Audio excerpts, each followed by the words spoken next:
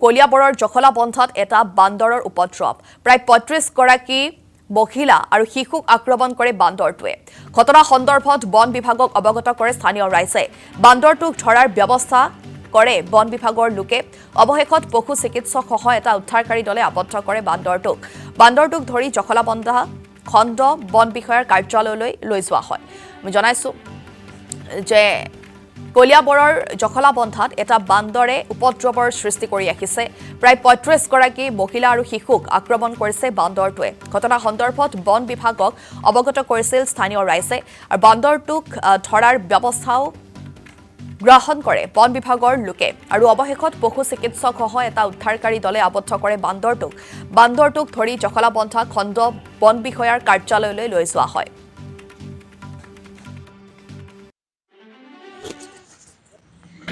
এই যোৱাকালি এটা বান্দৰ আহি পেলাই ইয়াত কেইটামান সৰু সৰু ল'ৰা ছোৱালীও আছিলে সিহঁতক খেদিলে আৰু মোৰ ঘৰৰ মানুহ আছিলে তেখেতক আহি পেলাই ধৰিলে ধৰাৰ পিছত মই ফৰেষ্টক খবৰ দিলোঁ ফৰেষ্টে লগে লগে ইনিচিয়েটিভ লৈ পেলাই আজি বান্দৰটো ধৰি লৈ গৈছে ইয়াৰ পৰা